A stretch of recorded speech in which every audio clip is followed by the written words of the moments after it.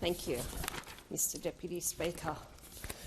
Deputy Speaker, I rise to speak in support of the Trade Support Loans Amendment Bill 2023, and particularly because these bills provide additional financial support and other support to apprentices and trainees.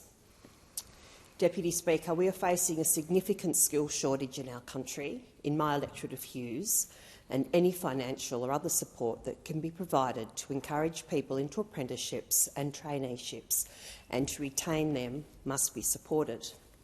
As I move through my electorate, it is a consistent cry from businesses and employers about jobs and skills shortages, from hairdressers to baristas to chefs, motor mechanics, fitters and turners, early childhood educators and aged care workers.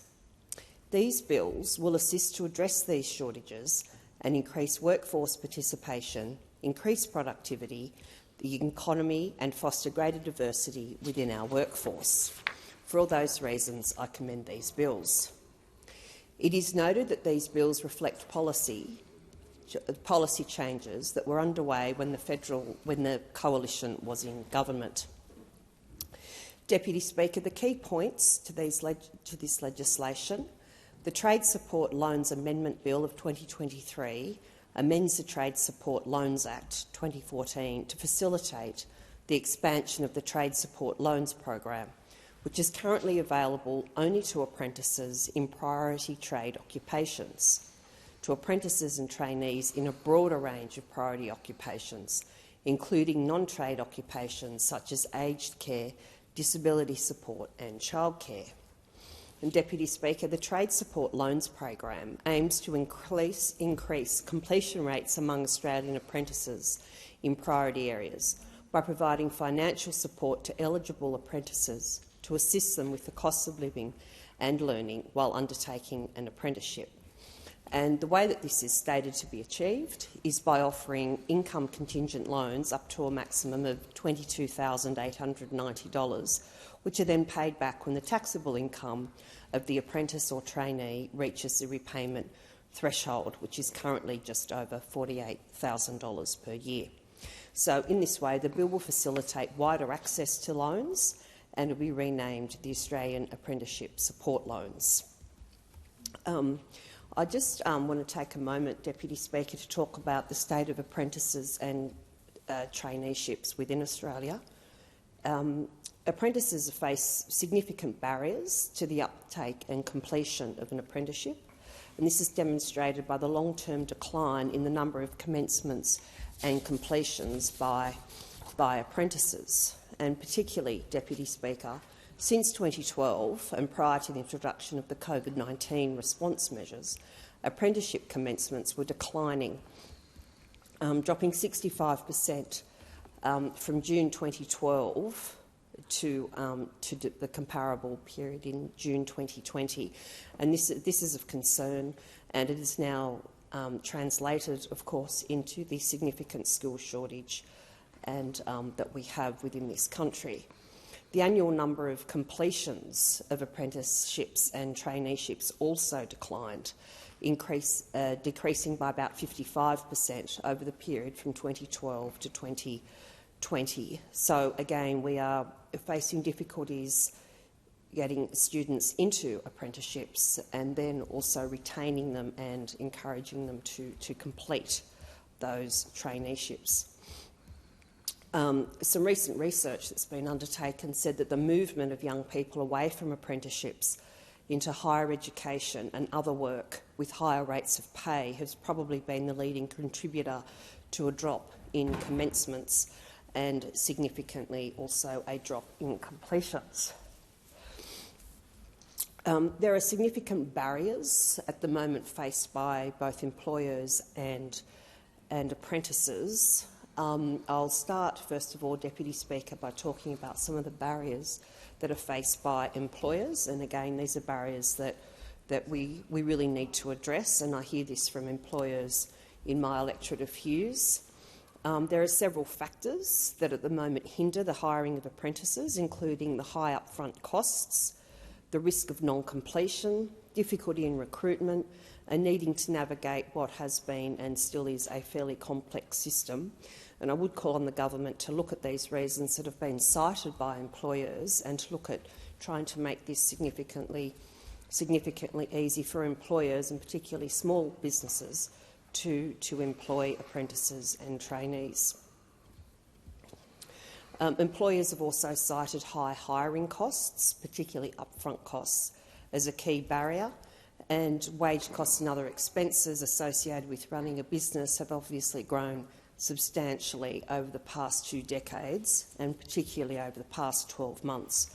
However, the total standard apprenticeship incentive available to employers has remained unchanged at around $4,000 since 1998. So that is something that I feel that the government does really need to look at.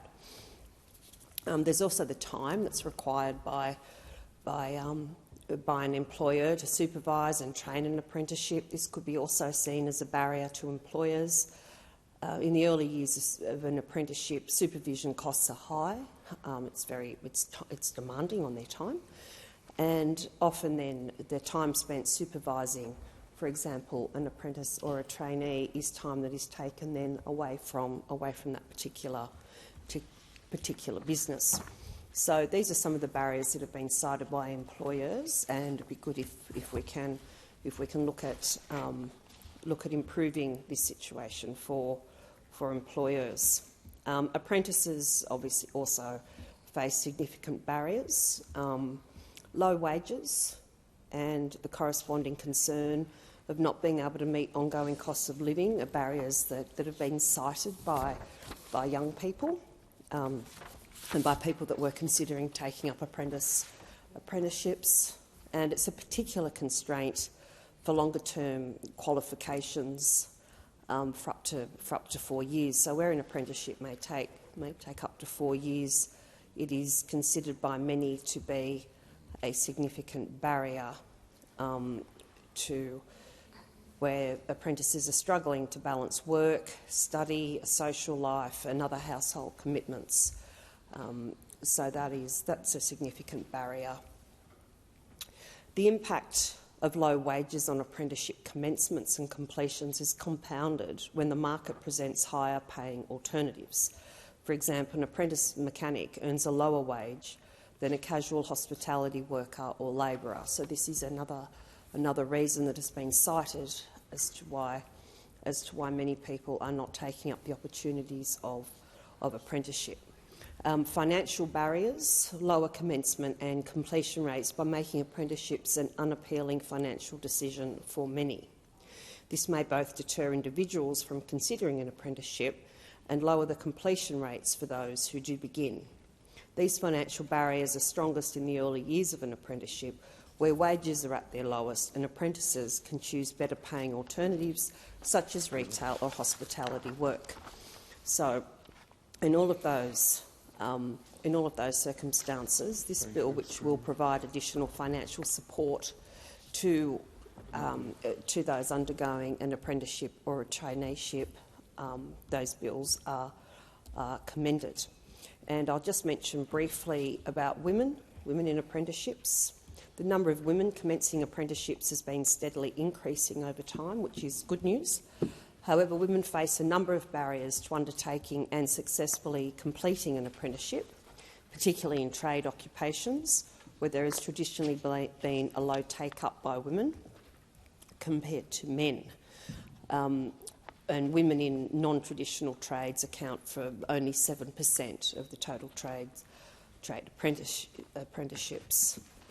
And that's traditionally, women have traditionally gone into hairdressing, and then the caring industries, the childcare, the disability services, and aged care. And so we really do need to look at whatever measures can be introduced to assist women into apprenticeships, and particularly into non-trade apprenticeship.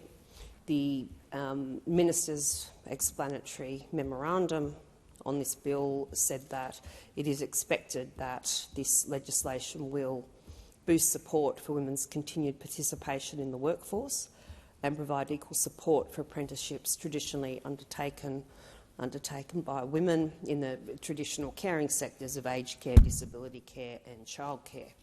And all of those are areas where the country is experiencing significant shortages. So again, that is another reason that I am supporting this legislation. In my electorate of Hughes, Deputy Speaker, there are more than 10,000 tradespeople live in my electorate, and these account for about 13% of people employed within my electorate. We currently have 3,356 apprentices and trainees in training. This was as at the September quarter last year, and that's composed of 2,190 in trade occupations and 1,166 engaged in non-trade occupations. I have a TAFE at Loftus, and there are TAFEs at Gymea and Liverpool, which are just outside of my electorates, but all three of these serve the Hughes students. And in terms of community colleges, we have the St George and Sutherland Community College in Janelli, and also the Australian Community Education College in Bangor, both of which provide quality education to a broad range of students, making them both skills and jobs ready. And to my electorate of Hughes, I've recently opened the Hughes Awards, and these include a specific category for the Apprentice of the Year. So for anybody within or out of my electorate, they can nominate somebody who either lives in or works in my electorate. It can be your child, your grandchild, your partner, your friend, your employee.